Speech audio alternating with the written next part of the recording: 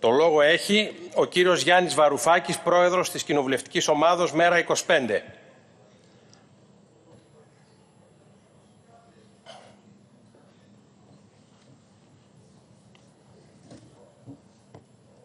Ευχαριστώ κύριε Πρόεδρε, κυρίες και κύριοι συνάδελφοι, κύριοι Υπουργοί. Επειδή ο Πρωθυπουργός ξεκίνησε αναφερόμενος στην κοινοβουλευτική διαδικασία, αναγγέλλοντας την επιστροφή σε έναν πιο κανονικό κοινοβουλευτισμό, θα μου επιτρέψετε, κυρίες και κύριοι της συμπολίτευσης, να σας θυμίσω ότι εσείς επιλέξατε την παρέκκληση από την κοινοβουλευτική κανονικότητα. Και το κάνατε απορρίπτοντας την πρόταση του Μέρα 25 για τηλεδιάσκεψη με πλήρη σύνθεση της Βουλής. Ούτε κλείσιμο, ούτε αυτό το οποίο είχαμε, αυτή την ακολουθία των πράξεων νομοθετικού περιεχομένου και της ημιάδειας ή σχεδόν ολοσχερός άδειας Βουλής. Ο κύριος Πρωθυπουργός αναφέρθηκε στο Βρετανικό Κοινοβούλιο και χαίρομαι πάρα πολύ που το έκανε αυτό. Μόνο που έκανε λάθος στον χρονισμό της αναφοράς. Το αναφέρθηκε στο Δεύτερο Παγκόσμιο Πόλεμο. Δεν αναφέρθηκε στο σήμερα. Η Βουλή των Λόρδων, κυρίες και κύριοι συνάδελφοι, υπάρχει πιο παραδοσιακό κοινοβούλιο από τη Βουλή των Λόρδων, πιο τυπολατρικό, πλήρης τηλεδιάσκεψη. Η Βουλή των Κοινοτήτων με ελάχιστη παρουσία διαζώσεις και οι υπόλοιποι βουλευτές με τηλεδιάσκεψη. Εμείς το προτείναμε αυτό, εσείς το απορρίψατε, επιλέγοντας την ακολουθία των PNP, επιλέγοντας την παρέκκληση από την κανονικότητα. Δεν είχατε κανένα λόγο να το κάνετε. Εάν εμείς ως Μέρα 25 μπορούμε να έχουμε τηλεδιάσκεψη με 200 και 300, δεν υπάρχει καμία αμφιβολία ότι μπορούσε η Βουλή, το Ευρωκοινοβούλιο, με πολύ περισσότερους βουλευτές, λειτουργεί κανονικότατα με τηλεδιάσκεψη. Ήταν δική σας επιλογή, ποτέ δεν είναι αργά. Κυρίες και κύριοι της συμπολίτευσης, κυρίες και κύριοι του Προεδρείου, κάντε το τώρα όπως το Βρετανικό Κοινοβούλιο. Κυρίες και κύριοι, σε μια περίοδο απειλής του ελληνισμού, έχει πολύ μεγάλη σημασία μια συζήτηση σαν τη σημερινή. Ήταν πολύ θετικό ότι ο Πρωθυπουργός αποφάσισε να μας ενημερώσει για τα ζητήματα της οικονομικής πανδημίας, της οικονομικής κατάρρευσης.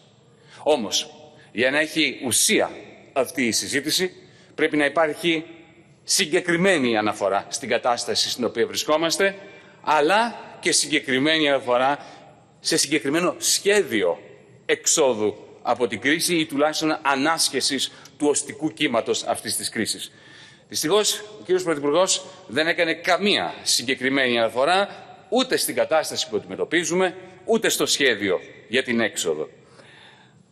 Ο λόγος σας, κύριε Πρωθυπουργέ, αν με ακούτε, αντιπροσωπεύει το θρίαβο της προπαγάνδας επί της αλήθειας, που μόνο ως προεκλογική παρουσία προσπαθήσατε σήμερα να περάσετε. Κάνετε μία ομιλία, κύριε Πρωθυπουργέ, που θυμίζει ανοιχτή συγκέντρωση προεκλογικής περίοδου. Είπατε στο τέλος της ομιλίας σας ότι μιλάτε μόνο τη γλώσσα της αλήθειας.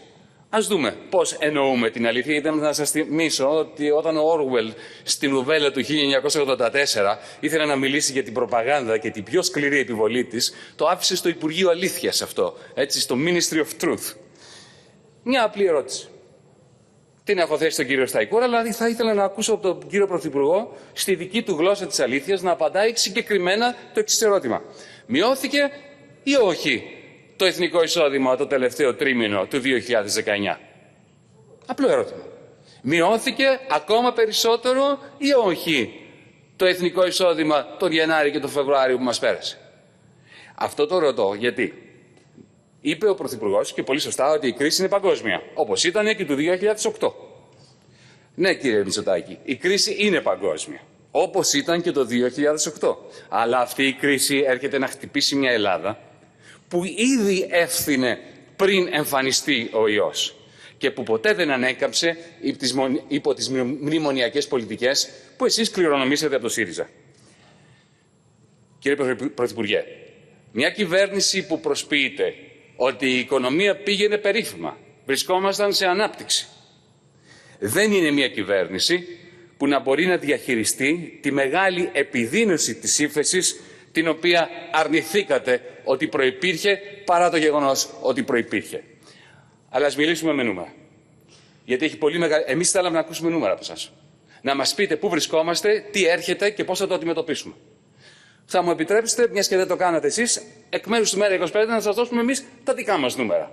Γιατί εδώ είμαστε, εδώ είστε, εδώ θα είμαστε και του χρόνου και σε 2 χρόνια θα πρέπει να μείνουν γραπτά, κατατεθειμένα στα πρακτικά της Βουλής, τα νούμερα τα οποία εμείς θεωρούμε και εσείς θεωρείτε ότι αποτυπώνουν την κρίση που έρχεται και προειδεάζουν για τα μέτρα που πρέπει να πάρουμε.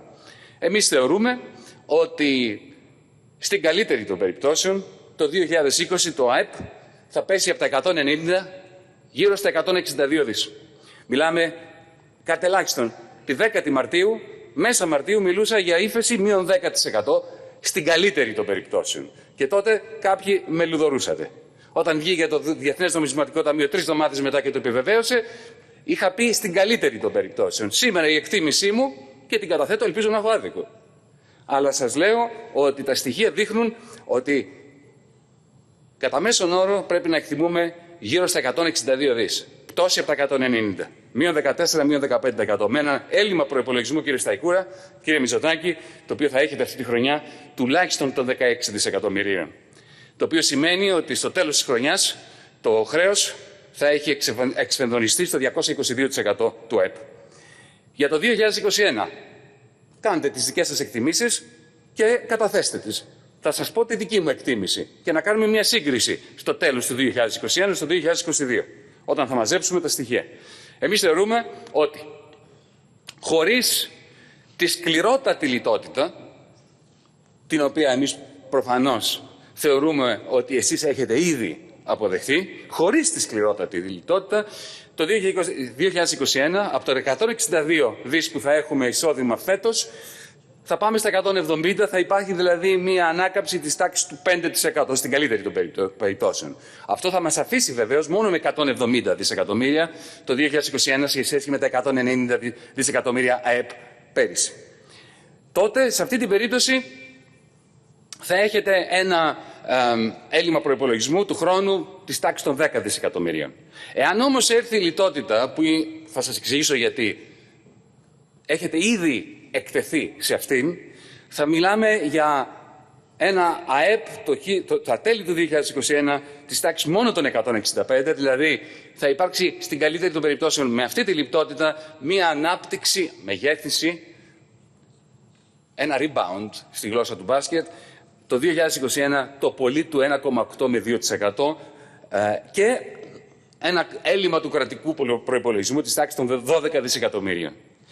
Με άλλα λόγια, συμπλην για τα επόμενα 8 με 9 χρόνια, στη βάση αυτών που έχουμε ως δεδομένα σήμερα, αντιμετωπίζεται ένα δημοσιονομικό κενό, αυτή η χώρα αντιμετωπίζει ένα δημοσιονομικό κενό, κατ' ελάχιστον στην καλύτερη των περιπτώσεων των 60 δισεκατομμυρίων. Γι' αυτό είχε σημασία το ευρωομόλογο που ζητούσατε. Γιατί το ευρωομόλογο είναι μια μορφή αναδιάρθρωση χρέους, μεταφορά εθνικού χρέους στο ευρωπαϊκό επίπεδο, έτσι ώστε αυτά τα 60 δισεκατομμύρια κατ' ελάχιστον να μην βαρύνουν το ελληνικό δημόσιο, το ελληνικό χρέος, ούτε τον προϋπολογισμό του κράτους, να περάσουν στην Ευρωζώνη. Αυτή ήταν η ουσία του ευρωομόλογου. Το ευρωομόλογο κάνει 2 πράγματα. Πρώτον, μεταφέρει από το κρατικό προϋπολογισμό των κρατών που έχουν πληγεί τα μέγιστα στο ευρωπαϊκό επίπεδο ένα κομμάτι αυτού του δυσβάστατου χρέους, και το δεύτερο που κάνει, λόγω αυτής της μεταφοράς, συρρικνώνει την διαχρονική αξία, το συνολικό ποσό του χρέους, το net present value του δημόσιου χρέους ολόκληρης της Ευρωζώνης, το συρρικνώνει λόγω αυτής της αναδιάρθρωσης. Αυτή ήταν η σημασία του ευρωομόλογου και χαίρομαι πάρα πολύ, το ξέρετε, με έχετε ακούσει να το λέω, που ενστερνιστήκατε κι εσείς μετά από τόσα χρόνια που κάποιοι από εμάς μιλάμε για το ευρωομόλογο, έχει μαλλιάσει η γλώσσα μας, το ευρωομόλογο. Ήταν ο μόνος τρόπος το ευρωομόλογο να αποφύγετε τη λιτότητα που θα σας επιβάλλουν, που θα επιβάλλουν σε οποιαδήποτε μνημονιακή κυβέρνηση. Ήταν ο μοναδικός τρόπος να έχουμε μια πιθανότητα σοβαρής ανάκαμψης μετά από αυτά τα ζωφερά νούμερα στα οποία αναφέρθηκα. Δυστυχώς, στέλνοντας τον κύριο Σταϊκούρα στην τηλεδιάσκεψη του Eurogroup την 9η Απριλίου, με ρητή εντολή και μάλιστα με ανακοίνωση πριν το Eurogroup της 9ης Απριλίου σε αυτήν εδώ την αίθουσα ότι δεν θα γίνει Βαρουφάκης, ότι δεν πρόκειται να προβάλλει βέτο σε εκείνο το Eurogroup, ουσιαστικά πουλήσατε το ευρωομόλογο. Τελείωσε το ευρωομόλογο εκείνη τη μέρα και την 25η Απριλίου, όταν πήγατε εσείς στην τηλεδιάσκεψη της Ευρωπαϊκής Συνόδου, πήγατε πλέον για να το θάψετε, για να πείτε το τετέλεστε και να το αντικαταστήσετε με το φύλλος οικής, στο οποίο αναφερθήκατε κιόλας, το Ταμείο Ανάκαμψης, για το οποίο θα πω δύο κουβέντες σε πολύ λίγο χρονικό διάστημα. Εκείνες τις μέρες, 9η Απριλίου και 25η Απριλίου, επειδή είχατε απεμπολίσει το βέτο πριν μπείτε στη τηλεδιάσκεψη, κύριε Σταϊκούρα, κύριε Μητσοτάκη, θυμίζατε Γαλοπούλα που συνενούσε στα Χριστούγεννα με ύφος εθνάρχη. Και έρχεστε σήμερα να μιλήσετε και να αναφερθείτε στο Ταμείο Ανάκαμψης. Κύριε Μητσοτάκη, ελπίζω να γνωρίζετε, είμαι σίγουρος ότι το γνωρίζετε, ότι δεν υπάρχει τέτοιο ταμείο. Αυτό το ταμείο είναι ένα φύλλος οικής. Να δούμε τι έχουν ήδη ανακοινώσει. Δεν το έχουν ολοκληρώσει, αλλά έχουν ανακοινώσει και έχετε συνενέσει εσείς σε κάποιες βασικές αρχές αυτού του ταμείου. Η πρώτη αρχή είναι ότι δεν θα έχει ούτε ένα ευρώ μέσα. Δεν θα υπάρξει καμία απολύτως εγκυοδότηση αυτού του Ταμείου Ανάκαμψης. Ούτε ένα ευρώ. Αυτό που καλείστε και αυτό που αποφασίσατε να κάνετε είναι να δώσετε 0,6% του ευρωπαϊκού ΑΕΠ, να το δώσετε υπό μορφή εγγυήσεων στην Ευρωπαϊκή Επιτροπή, έτσι ώστε η Ευρωπαϊκή Επιτροπή να δανειστεί γύρω στα 250, στην καλύτερη περίπτωση 300 δισεκατομμύρια, να δανειστεί από τις αγορές η Ευρωπαϊκή Επιτροπή με δικές μας εγγυήσεις των κρατών μελών. Αυτό κάνατε. Και πώς φτάσανε από τα 250-300 δις στο 1 και 1,5-3 που άκουσα τον ανεκδίγητο τον κύριο Τζεντιλόνι να μιλάει προχτές, πώς πάνε εκεί? Με μόχλευση. Δηλαδή, δίνεται τη δυνατότητα και την εγγύηση στην Ευρωπαϊκή Επιτροπή να πάρει ένα δάνειο, το οποίο θα το χρησιμοποιήσει ως εγγύηση για να πάρει ένα δεύτερο δάνειο πάνω στο πρώτο δάνειο. Κύριε Μητσοτάκη, γνωρίζετε ότι αυτό είναι η πολιτική και η τακτική της Lehman Brothers. Θυμάστε, έχετε ακούσει περί CDO squared, CDO στο τετράγωνο. Δομημένο ομόλογο, το οποίο μέσα του έχει άλλα δομημένα ομόλογα. Αυτό αποφασίσατε ότι θα κάνετε. Ξέρετε ποια είναι η τραγωδία τώρα εδώ? Ότι η Ευρωπαϊκή Ένωση, η Σύνοδο Κορυφής, αποφασίζοντας αυτό, έβαλε τον εαυτό της σε ένα απίστευτο δίλημμα. Είτε αυτό θα μαζέψει χρήματα, αλλά θα είναι τοξικά, με τον τρόπο που θα βασίζονται σε δάνεια και θα έχει ένα μεγάλο ποσό, που δεν το πιστεύω ότι θα το έχει, γιατί ο ιδιωτικός τομέας δεν πρόκειται να δανείσει δεύτερη φορά πάνω στα ήδη συνυφθέντα δάνεια της Ευρωπαϊκής Επιτροπής, δεδομένης της καταστροφής που έχει ο ιδιωτικός τομέας, αλλά και να το κάνει. Αυτά θα έρθουν μόνο υπό τη μορφή δανείων στις επιχειρήσεις και στα κράτη. Με άλλα λόγια, αυτό που είπατε και σωστά, και χάρηκα πάρα πολύ όταν άκουσα δηλώσεις σας την ημέρα εκείνη της 25ης Απριλίου, που είπατε αυτό που λέμε εμείς εδώ και πάρα πολύ καιρό, ότι τα δάνεια δεν βοηθούν τον Νότο, δεν βοηθούν τους πτωχευμένους, δεν βοηθούν τις πτωχευμένες επιχειρήσεις, ούτε τις ελληνικές ούτε τις γερμανικές, ούτε τις ιταλικές ούτε τις ολλανδικές. Εσείς το είπατε, μπράβο, συμφωνώ. Να ξέρετε όμως ότι ένα ταμείο το οποίο γεμίζει με χρήμα στη βάση δανείων που έχουν χτιστεί σε δάνεια πάνω σε εγγυήσεις, δεν μπορεί παρά να δίνει μόνο δάνεια. Άρα με τα δικά σας λόγια πρόκειται για μεγάλη αποτυχία. Ούτε η Lehman Brothers, το λέω άλλη μια φορά, θα είχε τέτοιο θράσος σαν αυτό που έχει η κυβέρνηση της Γερμανίας και η κυβέρνηση της Ολλανδίας, που επιβάλλει στην υπόλοιπη Ευρωπαϊκή Ένωση ένα τέτοιο τοξικό ταμείο, το οποίο είτε θα είναι ανύπαρκτο είτε θα είναι τοξικό. Αυτό είναι το δίλημμα στο οποίο έχουν βάλει την Ευρωπαϊκή Ένωση, στο οποίο όμως εσείς συνενέσατε. Πώς συνενέσατε? Μην προβάλλοντας βέτο. Άκουσα τον κύριο Τσίπρα να σας εγκαλεί προηγουμένως στο πλαίσιο του τι δεν κάνατε στη Σύνοδο Κορυφής. Κύριε Τσίπρα, εσείς θα προβάλλατε βέτο στην περίπτωση που ήσασταν πρωθυπουργός την 25η Απριλίου. Θα λέγατε ότι δεν φεύγουμε από εδώ μέσα χωρίς ευρωομόλογο. Και αν θα το κάνετε την 25η Απριλίου, γιατί δεν το κάνατε προηγουμένως, ή συνεχίζετε να εμένετε ότι το καλοκαίρι του 2015 σώσατε τη χώρα, λέγοντας ναι σε όλα του τρίτου και αργότερα του τέταρτου μνημονίου? Άλλη μια φορά, κύριε Πρωθυπουργέ.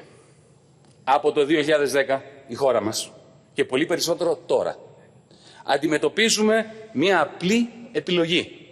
Δύσκολη, αλλά απλή. Όταν έχεις πτωχεύσει, είτε κάνεις μια βαθιά αναδιάρθρωση του χρέους, κούρεμα του δημόσιου χρέους, perpetual bonds που κάποτε λέγαμε και μας κοροϊδεύανε και τώρα τα λένε εκείνοι, διασύνδεση αποπληρωμών, ρυθμού αποπληρωμών, έτσι, με την αύξηση, με τη μεγέθυνση του ακαθάριστου εθνικού προϊόντος. Όλα αυτά είναι στο κομμάτι της αναδιάρθρωσης χρέους. Είτε κάνεις μια τέτοια βαθιά αναδιάρθρωση χρέους, αυτά δηλαδή που λιδωρούσατε, είτε αποδέχεσαι σήμερα ένα απάνθρωπο πέμπτο μνημόνιο. Να σημειώσω άλλη μια φορά, δεύτερη φορά σε αυτή την αίθουσα, αλλά πρέπει να το κάνουμε, γιατί εδώ είναι εθνικό μας καθήκον σε όλες τις πτέρυγες του Κοινοβουλίου.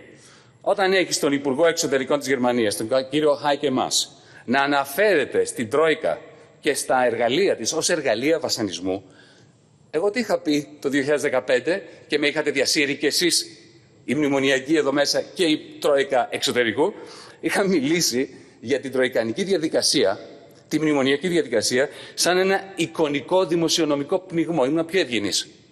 Ο Υπουργός Εξωτερικών της Γερμανίας σήμερα βγαίνει και λέει, παραδέχεται, ότι αυτό που έγινε στην Ελλάδα τότε ήταν εφαρμογή των εργαλείων βασανιστήριων. Αυτό δεν θα το χρησιμοποιήσετε. Σας έδωσε μια τέτοια τεράστια πάσα ο Υπουργός Εξωτερικών της Γερμανίας. Εσείς τι θα πείτε? Θα πείτε αυτά που λέγατε το 2015, ότι καλώς έπραταν και μας έκλειναν την ρευστότητα επειδή ζητούσαμε αναδιάρθρωση χρέους, η οποία ήταν απαραίτητη το 10, το 11, το 12, το 15 και ιδίως σήμερα. Κύριε Πρωθυπουργέ, χαίρεστε που δεν υπάρχουν προαπαιτούμενα στα νέα δάνεια που μας δίνουν από τον ESM ή πιο έμεσα μέσα από τις αγορές με στήριξη των ομολόγων του ελληνικού δημοσίου από την Ευρωπαϊκή Κεντρική Τράπεζα. Σίγουρα δεν υπάρχουν προαπαιτούμενα. Μεταπαιτούμενα. Εσείς πιστεύετε ότι δεν θα υπάρξουν μεταπαιτούμενα του χρόνου τέτοιο καιρό? Σε 2 χρόνια. Πιστεύετε δηλαδή ότι θα έχουμε φτάσει στο μείον 15% το έλλειμμα του κρατικού προϋπολογισμού του χρόνου και δεν θα έρθει η ενισχυμένη επιτήρηση, η Τρόικα, με άλλα λόγια, να σας πει: ελάτε εδώ κύριε Σταϊκούρα, εδώ έχετε συμφωνήσει 2,2-3,5% πρωτογενές πλεόνασμα. Εντάξει, δεν θα το ζητήσουμε αυτό, έχουμε μια μεγάλη καταστροφή. Αλλά έλα εδώ, δεν θα πάμε από το μείον 15 στο μείον 5. Αυτό είναι 10 μονάδες του ΑΕΠ, μέτρα λιτότητας. Αυτά είναι τα μεταπαετούμενα, στα οποία καταδικάσατε τη χώρα, έχοντας συνηγορήσει στις ανοησίες του Eurogroup της 9ης Απριλίου και στο τοξικό ταμείο, αντί για το ευρωομόλογο, της 25ης Απριλίου. Πείτε μου εσείς, μπορεί να πιστεύετε ότι η Ευρωπαϊκή Κεντρική Τράπεζα μπορεί να το κάνει? Είναι πολιτική απόφαση αυτό. Μπορεί να μετακυλεί τα δάνειά μας, να αγοράζει στις δευτερογενείς αγοράς δεκάδες δισεκατομμύρια ελληνικών ομολόγων, χωρίς μεταπαιτούμενα. Υπάρχει αυτή η πιθανότητα. Κύριε Πρωθυπουργέ, σας παρακαλώ πάρα πολύ, στη δευτερολογία σας, σηκωθείτε εδώ, σε αυτό το βήμα και πείτε: εγώ πιστεύω ότι αυτό θα γίνει. Ότι η Ευρωπαϊκή Ένωση καταλαβαίνει τη δυσκολία στην οποία βρισκόμαστε, θα μας δανείσει από τον ESM, θα φτάσουμε το 220-225% χρέος ως ποσοστό του ΑΕΠ, έτσι. Θα έχουμε μεγάλο, τεράστιο έλλειμμα προϋπολογισμού και δεν θα έρθει να απαιτήσει μεταπαιτούμενα, γιατί θα τα μετακυλεί αυτά τα χρέη μας η Ευρωπαϊκή Κεντρική Τράπεζα. Ελάτε και πείτε το. Εγώ σας λέω ότι δεν θα γίνει αυτό. Και σας το λέω για έναν απλό λόγο. Η κυρία Μέρκελ το ανακοίνωσε. Schwarz Null του χρόνου. Επιστροφή της γερμανικής οικονομίας, του γερμανικού κράτους στον μικρό αλλά πλεονασματικό προϋπολογισμό. Πείτε μου, υπάρχει πιθανότητα το γερμανικό πολιτικό σύστημα, το οποίο ουσιαστικά θα υποβάλει το δικό της το λαό σε πολύ μεγάλα δεινά για να φτάσει το μαύρο μηδέν αυτό, να αφήσει εσάς να είστε στο μείον 15, στο μείον 10%, να αφήσει την ανάπτυξη να ροκανίσει αυτό το χρέος και αυτό το έλλειμμα? Πείτε το μου. Εγώ σας λέω, δεν υπάρχει καμία πιθανότητα. Θα πάνε στη Ρώμη, θα πάνε στη Μαδρίτη, θα έρθουν εδώ στην Αθήνα και θα απαιτούν σκληρά μεταπαιτούμενα. Πρόκειται για ύψιστη ανευθυνότητα το να μην απαντήσετε σε αυτό το ερώτημα. Και πολύ συγκεκριμένα, ναι ή όχι. Και αν ναι, ποια θα είναι αυτά τα μεταπετούμενα, ποιο θα είναι το ποσοστό του ΑΕΠ της λιτότητας που θα πετήσουν. Πείτε μας. Δεν θα σας κατηγορήσουμε εμείς γι' αυτό. Κάντε μία πρόβλεψη. Αυτό πρέπει να κάνουμε. Ένα εθνικό σχέδιο για αυτά που μας περιμένουν. Και το χειρότερο που μας περιμένει όταν θα τελειώσουμε με τον ιό, την ώρα την καλή, θα είναι τα μέτρα λιτότητας και τα μεταπετούμενα. Πείτε μας την εκτίμησή σας ποια θα είναι αυτά και πείτε μας ποιες θα είναι οι αντοχές σας απέναντι σε αυτή την τρόικα που θα έρθει να σας τα απαιτήσει. Είναι ύψιστη ανευθυνότητα να χαίρεστε για το γεγονός ότι τι είναι αυτό που μας φέρατε σήμερα, κομίσατε ως θετικά νέα, ότι η Ευρωπαϊκή Κεντρική Τράπεζα αποδέχεται, λέει, τα ομόλογα του ελληνικού δημοσίου και έτσι οι τράπεζες θα παίρνουν, λέει, πιο εύκολα ρευστότητα από την Ευρωπαϊκή Κεντρική Τράπεζα. Υπό κανονικές συνθήκες αυτό είναι πάρα πολύ καλό. Υπό κανονικές συνθήκες. Οι συνθήκες δεν είναι κανονικές. Οι τράπεζες τελείωσαν μετά από αυτή την κατάρρευση των εισοδημάτων του ιδιωτικού τομέα, τον τριπλασιασμό, τετραπλασιασμό, πενταπλασιασμό της ροής των κόκκινων δανείων, που παρατηρείτε τώρα, το ξέρετε τι γίνεται. Οι τράπεζες έχουν χρεοκοπήσει, ποτέ δεν είχαν ξεφύγει τη χρεοκοπία, αλλά τώρα είναι απολύτως ξεκάθαρο ότι χρειάζεται νέα ανακεφαλοποίηση. Εγώ θέλω να σας θέσω ένα ερώτημα.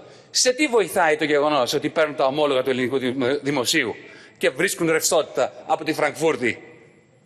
Η ρευστότητα, το έχετε καταλάβει κι εσείς πλέον, το λέτε κι εσείς δειλά-δειλά, το ψελίζετε, καλά κάνετε. Η ρευστότητα δεν βοηθάει τον πτωχευμένο. Σε τι βοηθάει το ελληνικό δημόσιο που έχει πτωχεύσει βαθιά, σας είπα τα νούμερα ποια είναι, το να παίρνει φτηνότερα ή φθηνά δάνεια από τον ESM. Οπότε, άλλη μια φορά, έχουμε ως χώρα μια απλή επιλογή. Είτε είστε εσείς στην κυβέρνηση, είτε είναι ο κύριος Τσίπρας, είτε είναι ο κύριος Βελόπουλος, το ΚΚΕ, δεν έχει σημασία. Αναδιάρθρωση ή πέμπτο μνημόνιο, τρίτος δρόμος δεν υπάρχει. Αναδιάρθρωση ή το λεφτόδεντρο του ESM και της Ευρωπαϊκής Κεντρικής Τράπεζας, στο οποίο φαίνεται να βασίζεστε. Γι' αυτό όταν μιλάτε για μαραμένο λεφτόδεντρο, στο σπίτι του κρεμασμένου ξέρετε γιατί δεν πρέπει να μιλάμε. Το λεφτόδεντρο είναι αυτό το οποίο θα σας κρατήσει ζωντανούς υπό τους όρους των μεταπετούμενων που έρχονται ως τον ούπο. Κύριε Πρωθυπουργέ, θα θέσω πέραν της κομματικής μας αντιπαράθεσης 7 συγκεκριμένα ερωτήματα. Πολύ τεχνικά. Πάρα πολύ τεχνικά. Πέραν των ιδεολογικών διαφορών, θεωρώ ότι πριν καταπιαστούμε στις ιδεολογικές μας συγκρούσεις, πρέπει να έχουμε πληροφόρηση. Και πρέπει να έχουμε πληροφόρηση για ποια είναι η κατάσταση. Μίλησα λίγο για το ποια είναι η κατάσταση, αλλά και ποιες είναι οι προθέσεις της κυβέρνησης όσον αφορά νούμερα. Κύριε Σταϊκούρα, κύριε Μητσοτάκη, πόσο θα δανειστούμε φέτος? Ναι, τη 2020. Πόσο θα δανειστούμε? Τι είναι η πρόβλεψη του Υπουργείου σας, κύριε Σταϊκούρα, για το πόσο θα δανειστούμε το 2021? Και ποια αναλογία θα είναι από τον ESM και ομόλογα τα οποία τα εκδίδεται επειδή τα αγοράζει η Ευρωπαϊκή Κεντρική Τράπεζα? Θα ήθελα μια απάντηση. Μια συγκροτημένη απάντηση. Πείτε μου τόσο. Γιατί θέλω να το γράψω, να το θυμάμαι.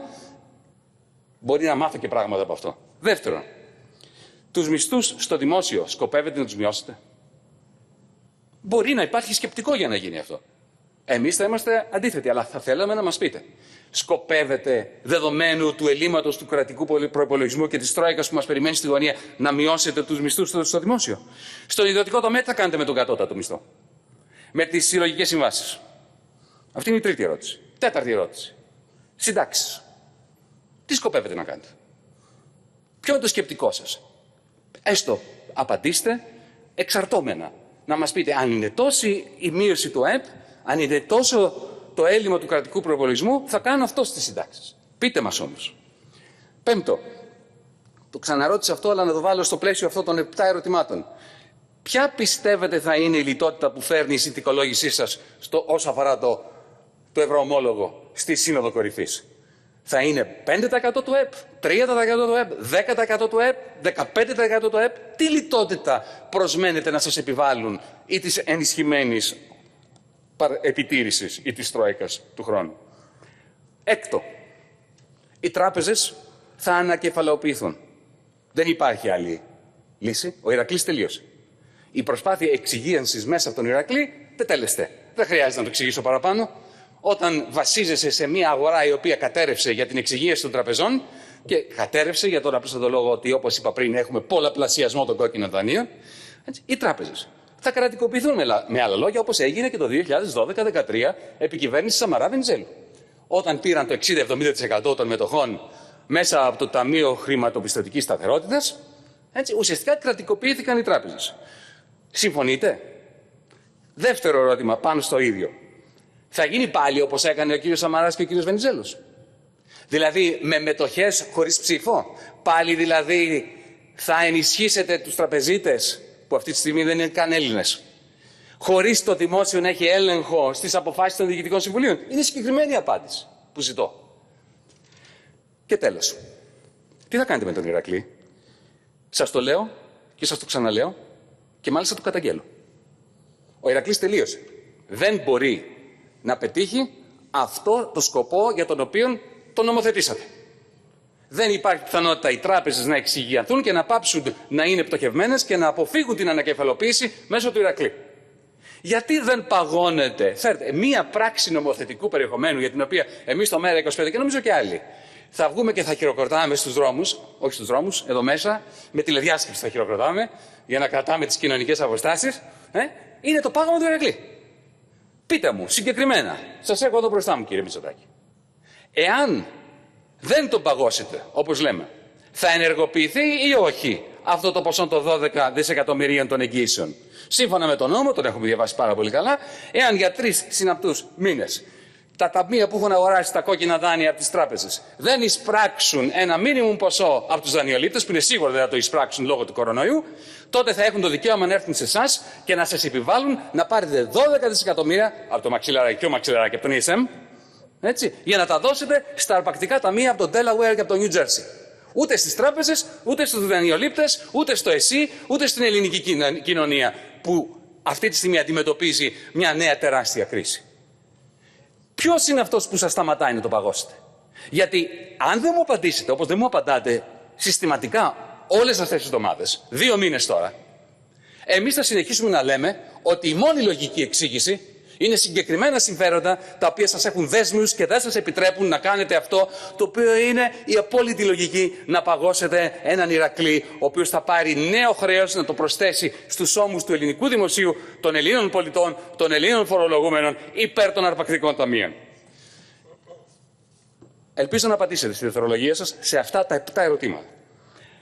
Φοβάμαι δεν θα τα απαντήσετε συγκεκριμένα, το οποίο σημαίνει ότι ουσιαστικά έχετε επιλέξει τον δρόμο των εκλογών, για τον απλούστατο λόγο ότι είναι ο μόνος δρόμος που σας επιτρέπει να περάσετε το 5ο μνημόνιο, όπως έχουν κάνει και οι προηγούμενες κυβερνήσεις. Εμείς θα είμαστε έτοιμοι.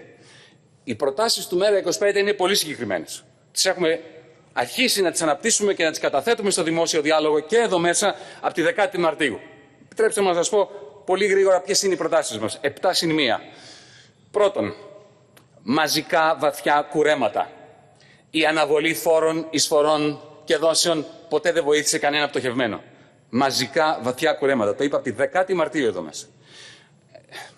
Ακόμη υπάρχει προπληρωμή φόρου των επιχειρήσεων. Ο κ. Σταϊκούρας φαντάζομαι σήμερα θα κάνει μια μείωση αυτού του πράγματος. Το να μην την κάνετε τη μείωση αυτή στο 0, ότι δεν την έχετε κάνει ένα μήνα τώρα, είναι ανέκδοτο, κ. Σταϊκούρα. Σήμερα ακόμα μιλάτε για προπληρωμή φόρου. Του φόρου του 21 στη βάση του υπολογισμού των εισοδημάτων του 19 που σήμερα δεν υπάρχουν. Και δεν θα υπάρχουν ούτε το 21. Δεύτερον, είχαμε ζητήσει χρεωστικές κάρτες με 300 ευρώ η καθεμία, αριθμημένες, για τουλάχιστον 300.000 οικογένειες των φτωχότερων Ελλήνων που είναι αχαρτογράφητοι και δεν θα πάρουν ούτε ένα από τα 700 ευρώ, από τα 800 ευρώ, από τα 500 ευρώ. Τρίτον, θέλετε να δώσετε δάνεια? Πρέπει να δοθούν και κάποια δάνεια, το καταλαβαίνω αυτό. Να είναι εξαρτώμενα.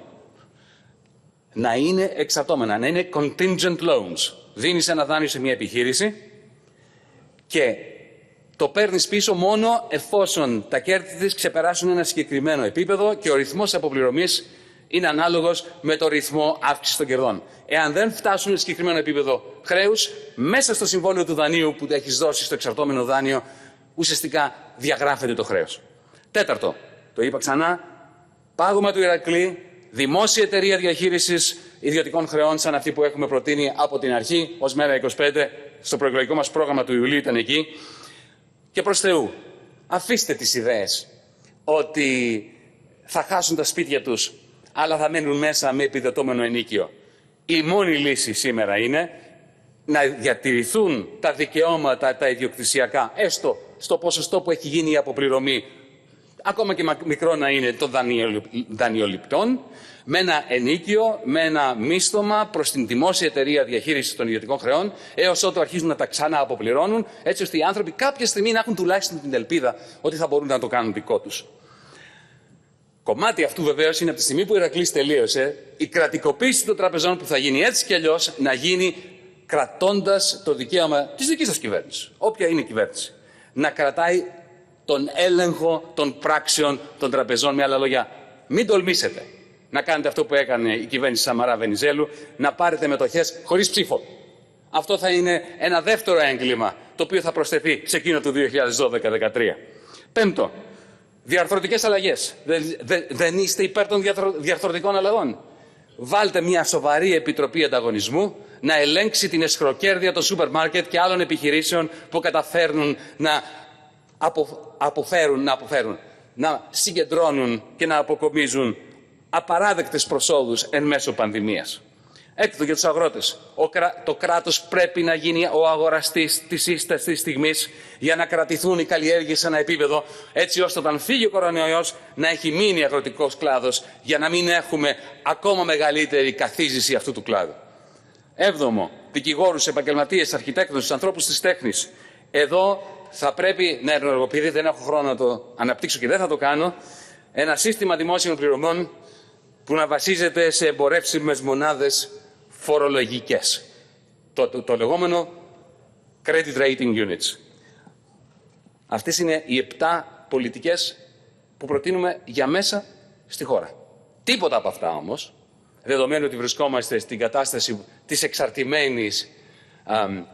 της ενισχυμένης επιτήρησης της Τρόικας, τίποτα από αυτά δεν πρόκειται να δουλέψει αν δεν υπάρξει ένα βέτο στο κοινοτικό προϋπολογισμό της Ευρωπαϊκής Ένωσης, που έχετε το δικαίωμα να το κάνετε, εάν δεν υπάρξει πρόβλεψη για κάτι το οποίο να είναι αντίστοιχο του ευρωομόλογου. Αν επιτρέψετε το 5ο μνημόνιο να φέρει τη χώρα σε ακόμα μεγαλύτερα βάθη της χρεοδουλοπαρικίας της, θα είστε υπόλογος όπως ήταν η προηγούμενη πρωθυπουργοί από εσάς. Κύριε Πρωθυπουργέ, σε δύσκολες στιγμές, και εδώ νομίζω θα συμφωνήσουμε, η κάθε κυβέρνηση έχει ανάγκη από έναν ώριμο λαό. Έναν λαό με συναίσθηση, με συνείδηση του κοινού συμφέροντος. Ένα λαό που να εμπιστεύεται την κυβέρνησή του και να είναι έτοιμος για προσωπικές θυσίες υπέρ του κοινού καλού. Έχετε ανάγκη από πολίτες που παρά τα μεγάλα προσωπικά δεινά που αντιμετωπίζουν, προβαίνουν, όπως και προβαίνουν σήμερα, σε πράξεις συγκινητικής γενεοδορίας. Σήμερα, ακόμα, τον έχετε αυτό το λαό ως κυβέρνηση. Όπως τον είχαμε εμείς το πρώτο πεντάμινο εξάμηνο του 2015. Για να συνεχίσετε όμως να τον έχετε, πρέπει να δώσετε συγκεκριμένες απαντήσεις στα 7 ερωτήματα που σας έθεσα. Για να συνεχίσετε να τον έχετε στο πλάι σας, στις δύσκολες αυτές στιγμές, όπως ακριβώς και καλά κάνετε, απορρίψατε την ανοσία της αγέλης. Πρέπει να απορρίψετε το σκεπτικό της αγέλης, στο οποίο σας οθούν το επικοινωνιακό σας επιτελείο. Κρίνοντας από τη σημερινή σας τοποθέτηση, και την άκουσα πάρα πολύ προσεκτικά εδώ στη Βουλή, δεν βλέπω να μπορέσετε να κρατήσετε αυτό το λαό κοντά σας για πολύ. Ήδη αρχίσατε από σήμερα να επιδίδεστε στα ψεύτικα τα λόγια τα μεγάλα όλων των μνημονιακών πρωθυπουργών πριν πάρουν τα δάνεια τα μεγάλα. Αυτός ο σπουδαίος λαός, κύριε Πρωθυπουργέ, αυτοί οι πολίτες αξίζουν κάτι καλύτερο από τη συνθηκολόγηση του καλοκαιριού του 2015 και της δικής σας συνθηκολόγησης 5 χρόνια αργότερα. Ευχαριστώ.